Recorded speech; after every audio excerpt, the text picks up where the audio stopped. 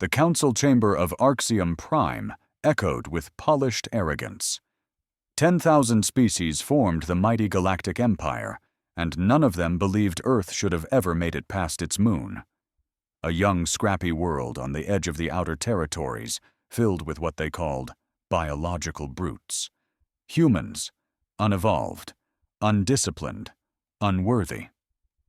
Commander Terex of the Zavari Confederacy stood before the Supreme Tribunal, the circular ring of biomechanical overlords who hadn't known fear in over 5 centuries. His talons clinked against his steel armor as he bowed slightly, suppressing the tremble in his voice. "They did it, Your Eminence. The humans built it." An uncomfortable silence rippled across the room, followed by nervous murmurs. Terex looked up. "They call it Erebus. It's not a ship. It's not a weapon. It's something else." Lord Xylor, a crystalline being from the Sorix dynasty, laughed, his tones sharp and hissing. "Humans barely managed quantum navigation. What could they possibly build that threatens the Empire?" Terex nodded, jaw tight. "That's what we all thought, until Erebus fired." Half the chamber fell silent. The other half tried not to. Back on Earth, deep beneath the Andes Mountains, Commander Jonah Vale walked the dim-lit corridor of Facility Theta. The man was steel-willed and scarred, his eyes dulled from war, but sharp with purpose. He'd lost his unit to an unprovoked orbital strike by the Empire's drone fleet 2 years ago. They called it a strategic cleansing. Jonah called it mass murder. The world governments had unified under fire. Old rivalries burned away in the glow of orbital flames. The Empire had made one mistake. They left just enough of Earth standing. And humans don't forget. When Jonah entered the Erebus chamber, the air was dense, thick with heat and humming with raw, unnatural energy. The engineers stood like statues, eyes glued to the floating anomaly at the center of the room, a rotating singularity held in place by a mesh of dark matter tendrils and gravitational plasma coils. It bent light, warped reality. No one spoke. They just looked at him, waiting. "Status?" Dr. Elon Royce stepped forward, his face pale and jaw twitching. "We achieved control over the core for 6 minutes and 22 seconds before the system locked. That's twice as long as the last test." Jonah walked closer, squinting into the impossible. "And the effect? We phased a section of the lunar testing station, out of the timeline. It's just gone. Not destroyed, not displaced, just erased." Jonah's lips curled into a cold smile. "Good." 3 solar cycles later, the Empire's war fleet hovered outside Jupiter's orbit, cloaked in phase mist and ready to strike. High Commander Varen of the Zelthar Collective watched Earth's transmissions intercepted from Erebus's test site. "Do they even know what they're playing with?" Varen hissed. "No," replied his second-in-command. "But they don't need to. They're building it anyway." Erebus wasn't just a weapon. It was a god-slayer, a temporal nullifier, an unmaking engine, something that broke not just matter, but history. And the humans? They didn't ask permission. They just built it. Back at Facility Theta, Jonah stood before the Council of Earth, a crude coalition of leaders turned survivors. "They sent spies," he said, placing a charred alien implant on the table. 3 were caught inside the perimeter last night. President Annika Dorsey, ex-Navy Admiral turned Global War Coordinator, leaned in. "What did they see?" Jonah exhaled. "Everything. Enough to make their entire council piss crystallized plasma." "And you're still going to activate it?" He looked at her, straight and cold. "They burned our skies. We burned their future." The Galactic Tribunal didn't know what to do. For the first time in centuries, no one laughed. No one dismissed the threat. Their simulations couldn't model it. Their psychic seers went blind trying to read its timeline. Their artificial gods refused to speak. and in the middle of their fear, one word kept echoing: human. The skies above Earth glowed with unnatural color the night Erebus began its first live run. Satellites short-circuited, tidal patterns buckled, and birds dropped dead mid-flight. Across continents, people watched in awe, horror, and a silent sense of revenge served cold. The world had suffered. Now it was time for the stars to feel it.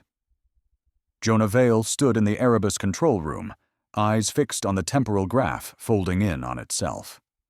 Static screamed across the audio feed. Engineers barked measurements, but Jonah heard none of it. He was somewhere else, back in the crater that used to be New Paris, where his brother had bled out beneath flaming skies.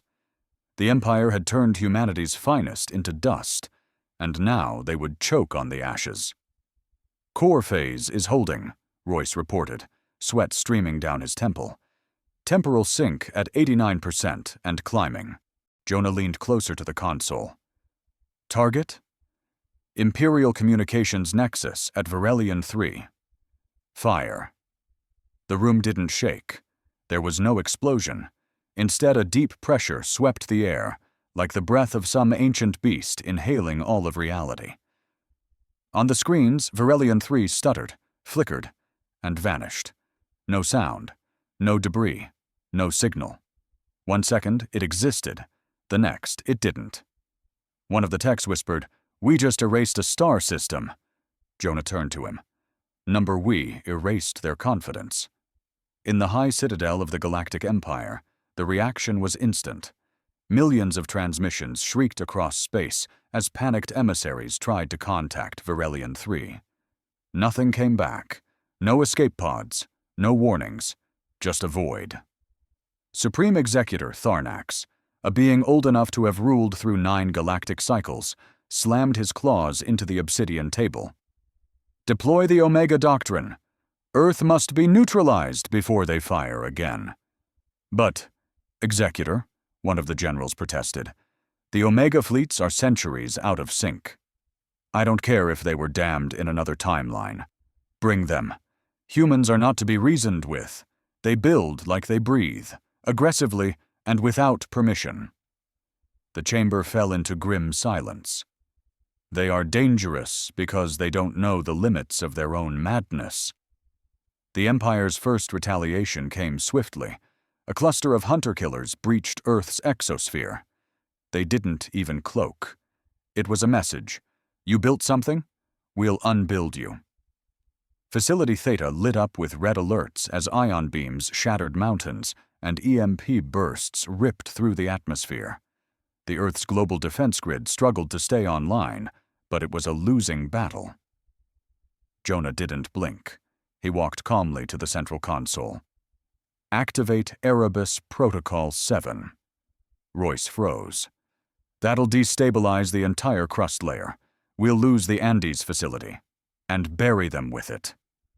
From orbit, the hunter-killers watched with twisted glee as Facility Theta cracked open like a split bone. Lava burst into the sky, Earth screamed, and then came the void. Not an explosion, not a shockwave, just silence. And then their ships disappeared. Not destroyed, removed, timeline erased, cause and effect broken. The remaining alien warships screamed retreat, but it was too late. Erebus had awakened. Across the universe, ancient species who had long retired from war looked up in dread. They remembered stories whispered in forbidden tomes of a race too stubborn to die, too reckless to be stopped. Humans. Not because they were the strongest, not because they were the smartest, but because they refused to kneel. Because even when they didn't know how, they still built it. Back in a temporary bunker deep under Antarctica, Jonah met with surviving command. His face was burned, his uniform torn, but his eyes glowed with purpose. "They'll come again," President Dorsey said quietly. "Let them," Jonah replied. "We're just getting started." And Erebus. Jonah glanced at the black core encased in a portable stasis vault, humming softly in the background. "We built it once. We'll build something worse." Across the stars, the Empire huddled in fear, and every child who once dreamt of conquest now asked the same question: what if the humans build again? The stars had changed. In quiet corners of the galaxy, where empires whispered to one another behind holographic veils, the name Earth no longer sounded like a backwater punchline. It rang like a threat, a warning. Something ancient races spoke with tight jaws and flickering eyes. The Empire's high command retreated to Subprime Illorion, a mobile war station the size of a small moon. There, surrounded by psychic dampeners and temporal shields, they met to calculate the unthinkable: how to stop a species that refused to understand fear. High Executor Tharnax stood before the holographic rendering of Earth. His scales pulsed with anxiety, something his kind hadn't felt in 9 centuries. "Their planet should have fallen by now," he growled. "They don't just defend, sir," General Atris replied. "They evolve under pressure." Tharnax sneered. "No species evolves in war this fast." Atris leaned forward, voice low. "Except the one that was born in it." Back on Earth, buried beneath layers of reinforced alloys in the subterranean core bastion, Jonah Vale read the intercepted transmission with grim satisfaction. Empire chatter had spiked, panic in their voice patterns. Analysis confirmed it. Erebus had broken more than matter. It broke the illusion of control. Royce entered, his hands trembling. "Sir, we ran the numbers. The test activation.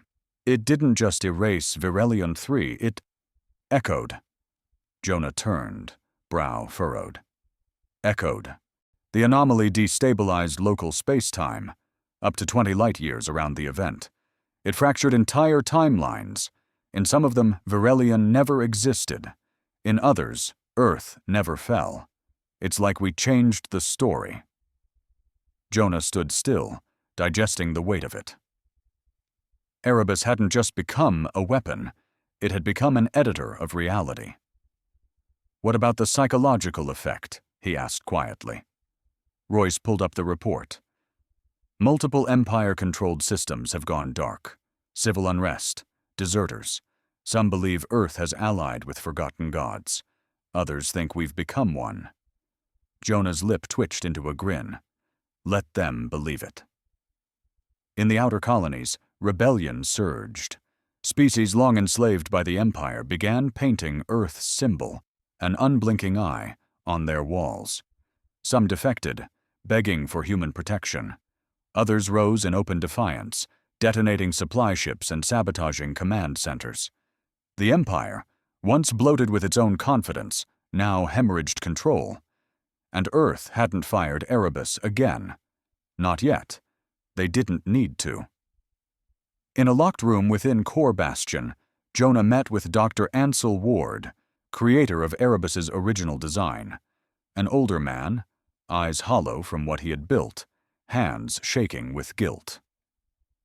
"You told me this would level the field," Jonah said. "You didn't say it would rewrite it." "I didn't know it would go that far," Ansel replied. "We tested within limits.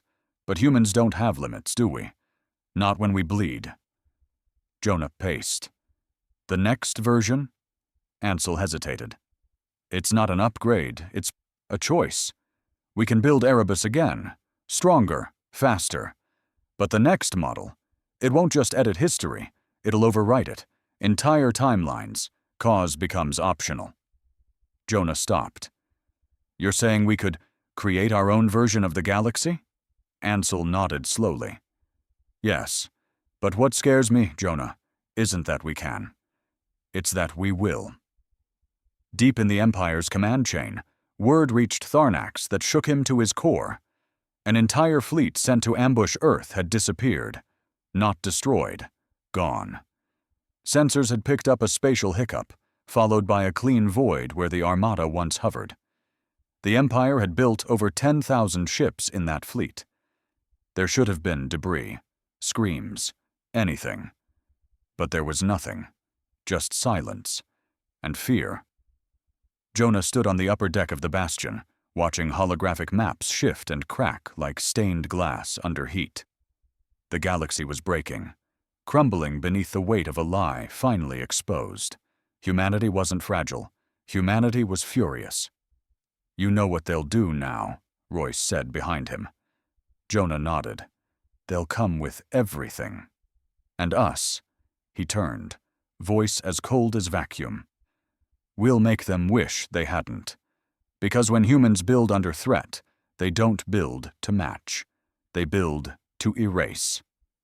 The room was dimly lit, humming with the low static of energy fields holding back forces no human should have ever tried to control.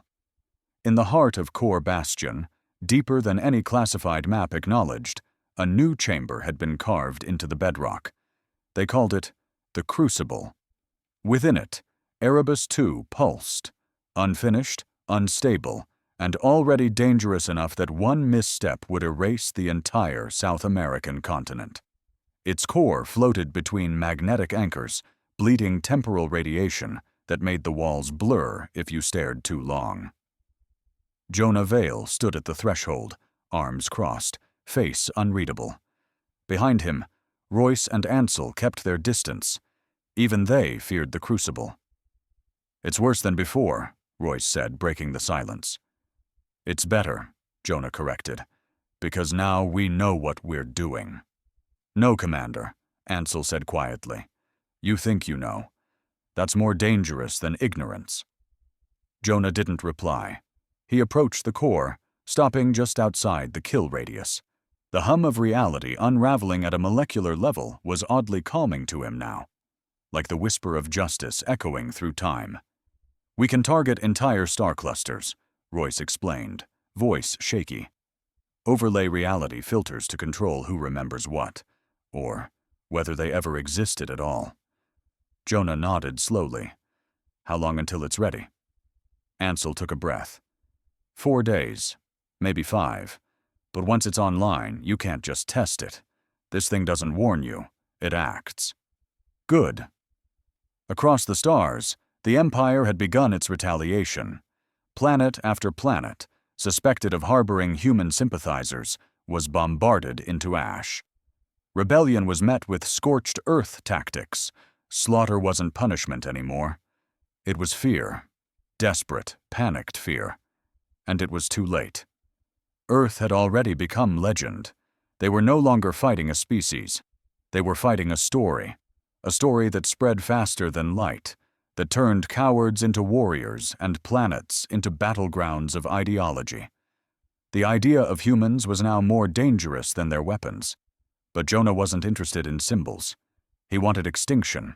In a stolen transmission, intercepted from the Empire's high command, Jonah listened to Tharnax address his people. "They are not gods. They are beasts playing with sacred fire. We are the keepers of order. We will erase them, not from history, but from memory. They will never have existed." Jonah chuckled, low and cold. "That's the difference," he murmured. "They want us forgotten. We want them to remember, right before they vanish." Meanwhile, scattered among the stars, a few defectors from the Empire had made their way to Earth. Survivors, rogues, species that had been slaves for generations. They didn't come to beg. They came to serve. One of them, a hulking former general named Draws, knelt before Jonah in the war room. "I killed humans before," he said plainly. "I watched them scream." Jonah stared back without flinching. "You're here now." Draws raised his head. "Because they never broke. I saw one of your Marines crawling toward my blade with both legs gone, just to spit blood in my face." Jonah nodded. "That's the kind of madness we breed. Welcome to the cause." With Erebus II near completion, the command team prepared for what they knew was coming. A final assault. The Empire would throw everything, every fleet, every weapon, every sin it had left, at Earth to stop the impossible. They didn't know that the impossible was ready. Late that night, Jonah stood alone with Erebus II. The core shimmered like a wound in time, pulsing with distorted echoes of futures that hadn't happened yet. He thought of his brother again, of the crater that used to be New Paris, of the silence that followed the screams. He spoke softly, just once. "They should have left us alone." And Erebus hummed in agreement, as if it too remembered. The night before the sky was supposed to burn, the world held its breath. From every abandoned city, every cratered military outpost, and every floating sky station that barely held orbit, Earth's remaining sentinels prepared for the storm. The enemy was coming, not with scouts or warnings this time. No idle threats, no veiled diplomacy. The Galactic Empire was sending its Armageddon fleet, and humans were ready. Jonah Vale stood on the ridge of what used to be Brazil's eastern mountain line, now turned into a shielded weapons grid linked directly to Core Bastion. He looked skyward, the atmosphere rippling faintly, distortions caused by the early edge of the incoming fleet's presence in space-time. Above that horizon was death. A fleet so large it blackened solar light on the other side of the moon, but there was no fear in Jonah's eyes, just fire. Behind him, a convoy of drones buzzed by, loading ordnance into underground cannons that didn't exist on any official schematics. All over the planet, installations once considered myths were now alive, humming with power. Some called them the ghost engines, others the hellmouths. They were Earth's real defense, forgotten by governments, funded in whispers, engineered by the desperate and the furious. Royce approached from the rear, visor cracked, armor scarred from the last sabotage run on a hybrid Empire relay. He handed Jonah a data chip. Fleet formation confirmed. 4 dreadnoughts leading, followed by 13 planetary assault cruisers. Rear guards a wall of hive-shielded carriers and parasite drones. Jonah inserted the chip into his wrist pad. "No command vessel?" Royce hesitated. "Not visibly, but there's something buried deep in the sensor noise, a shadow the size of a small moon." Jonah's jaw tightened. "Tharnax is coming himself." "They think this is the endgame," Royce added. Jonah turned to him. "They're right, just not the way they think."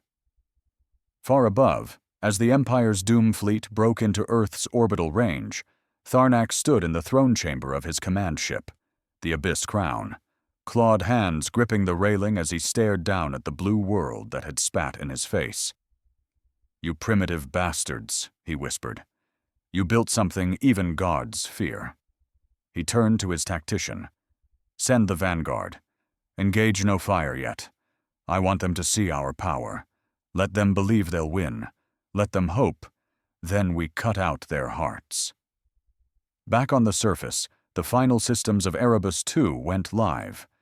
The crucible hummed, and the air around Core Bastion thickened into a pulse field, one that made machines stutter, and men feel like time had hiccuped.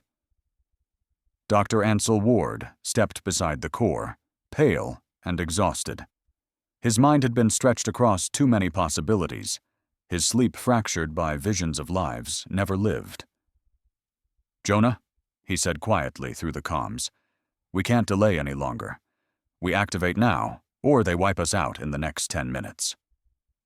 Jonah glanced at the console. The Crucible's interface pulsed like a heartbeat, waiting. "Do it." Ansel hesitated for just a second. Then he pressed the sequence. The effect wasn't visible at first. The world didn't shake. No lights blinked out. But far above, something shifted in the void. The forward dreadnoughts halted mid-flight, shuddering as if struck by invisible waves. Their quantum nav systems sputtered. Their AI guidance screamed paradox errors. And then, one by one, the massive vessels began to age. To the Empire's horror, their ships started rusting mid-air, armor decaying into cosmic dust, steel melting like old bones. Hundreds of years passed in a blink, only for those vessels alone. They crumbled, collapsed. Time had devoured them in seconds. From the command deck of the Abyss Crown, Tharnax roared, "What is happening?" His crew tried to answer, but all they had were screams. On the view screens, their mighty ships twisted, rewound, and collapsed into themselves. Some froze mid-time, caught in endless moments of failure. Others looped, repeating their deaths over and over again like cursed echoes. And then the Crucible spoke, not in words, in memory. Across the galaxy, beings who had never seen Earth before now remembered it, not as a place, as a force, as a nightmare given shape. And Tharnax finally understood. The humans hadn't built a weapon. They had built revenge, encoded in space-time, unbound by mercy. And it had only just begun. The sky above Earth bled fire, but the ground held firm. The destruction of the Empire's front fleet was not celebrated with cheers. It was watched in cold, focused silence. Soldiers manned artillery nests, drones rearmed. Engineers crawled like ants beneath launch bays, preparing for what everyone knew would be the second wave. Jonah Vale didn't flinch. He stood in the observation deck of Core Bastion, arms folded, watching the star field twist unnaturally. Erebus II was active, its singularity whispering to every atom around it. The Crucible had not just destroyed ships, it had bent time in a way even the Empire couldn't explain. But Jonah knew it wasn't over. He knew Tharnax. The High Executor wouldn't run. He'd rage. And he'd bring the kind of death only a dying empire dared unleash. Behind him, Royce approached with a tactical report. His voice was thin. "The Abyss Crown is still advancing. The parasite fleets are reforming in high orbit.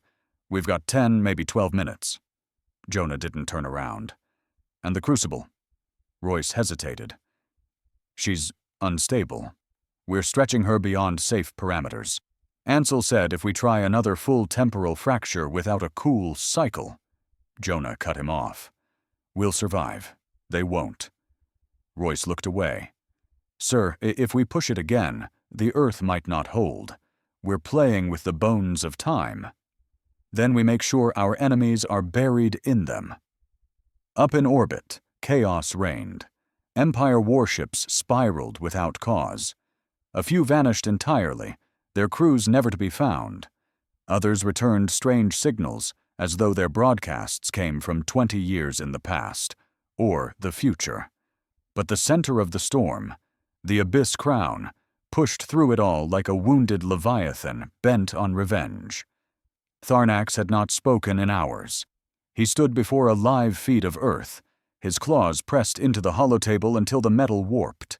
One eye was swollen from a burst blood vessel. The pressure of Erebus II's interference was messing with his biology. "They were cattle," he rasped. "Now they shape time?" his science officer whispered. "We should retreat. The longer we remain in their gravitational anomaly." "Silence!" Tharnax roared. "No more shame. No more retreat. Send the Nephilim." The crew froze. "Sir, the Nephilim are untested. They don't differentiate. They consume." Tharnax's voice dropped to a hiss. "So do humans, and I would rather see this planet burn than kneel to it." Back on Earth, alarms howled through Core Bastion. Royce pulled up the new scans. "They're dropping Nephilim pods, thousands of them. We have atmospheric breach in 20 sectors. Eastern Europe's gone black. Africa's uplinks are down. These things, they're not drones. They're biological." Jonah narrowed his eyes. "Parasite tech." "Worse," Royce said. "It's flesh grown from Empire war criminals, genetic punishments, engineered to adapt and replicate. Think cancer with claws." Jonah slammed a fist into the wall. "They're trying to end the species." Ansel's voice crackled over the intercom. "We've seen this before, on Thera 6. It took 3 weeks for the Nephilim to devour the planet, but Erebus II can phase them out of this layer of time. We just need one thing." "What?" "You," Ansel said. "You have to be at the core when the override keys turned." Royce froze. That's a one-way trip. Jonah nodded slowly. If it ends them, it's worth it. The path to the Crucible was hell. Fire rained from the sky. Nephilim burst through bunkers and ripped soldiers apart like paper. Drones self-detonated to buy seconds. Every corridor Jonah passed was littered with bodies, some alien, some human. It didn't matter. They all bled the same. Inside the core chamber, Erebus II screamed like a wounded animal. Its singularity had grown unstable, warping gravity and pulses. Jonah moved through the distortion, his bones vibrating, teeth aching from the pressure. The override key, a physical object, hand-forged from the remains of the first Erebus engine, sat waiting in the slot. He paused. He thought of his brother again. The smile, the stupid jokes, the way he volunteered to cover the last evac transport, knowing he wouldn't come back. Jonah hadn't cried since then, but now he almost did. Almost. He placed the key in the slot and turned. Above Earth, the Crucible surged. Light bent, time hiccuped, and the Nephilim froze mid-stride. The sky fractured like glass, the air folded inward, and then silence. The parasite swarm vanished. The ships above reeled, lost in time loops, their crews screaming in endless death. The Abyss Crown broke apart without warning, its pieces sucked into an invisible rift that never existed before. And in the Crucible chamber, Jonah Vale was gone. Only his dog tags remained, spinning slowly in the air, caught in a pocket of still time. The war was over, or so the galaxy thought. 3 days after the fall of the Abyss Crown, the stars grew quiet. The Nephilim vanished, not with a bang, but with a whimper, erased by forces they could neither sense nor defy. The Empire's war machine had collapsed like wet ash. Their fleets scrambled. Their worlds burned from within, not from fire, but from disbelief. They had faced a species they mocked as primitive, and they were undone by it. But Earth did not rejoice, because Jonah Vale had not returned. At Core Bastion, survivors gathered around the Crucible chamber. Engineers and soldiers alike stood in silence, looking at the floating dog tag still spinning gently where Jonah had last stood. None dared speak. No one could understand what they had witnessed, only that the man who made it happen was gone, and the galaxy had changed forever because of it. Dr. Ansel Ward, bruised and limping from the overload backlash, stood before the gathered crowd and cleared his throat. "Jonah didn't just win us the war," he said quietly. "He tore a hole in fate. He proved that we don't belong to their order. We don't obey their limits." He looked at the young technicians, the battered soldiers, the ones who had sacrificed everything. "He gave us something more powerful than Erebus itself." "What's that?" someone asked. Ansel looked them all dead in the eyes. "Control." Across the fractured remains of the Empire, chaos bloomed like mold on a rotting corpse. Entire systems seceded overnight.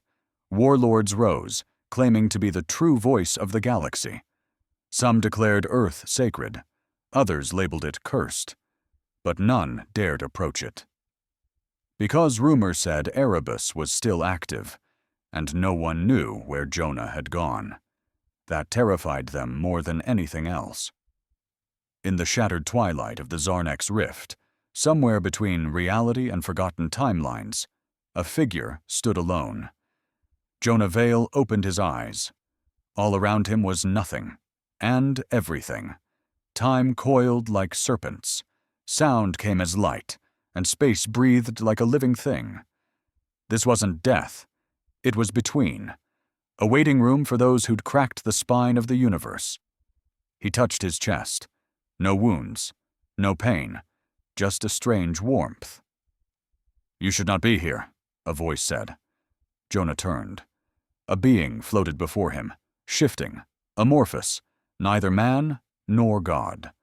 Something ancient, something outside the page of history. "You walked the spine of time," it said. And you bent it. I had to, Jonah replied. They were going to end us. The being moved closer. You didn't just stop them. You broke the chain. There is no single timeline now. You've opened a possibility flood. Jonah's eyes narrowed. Then help me fix it. The being tilted its head. You don't understand. It's not broken. It's free. Jonah paused. Then why am I still here? Because the crucible wasn't just a machine, the being said. It was a doorway. And you are its key now.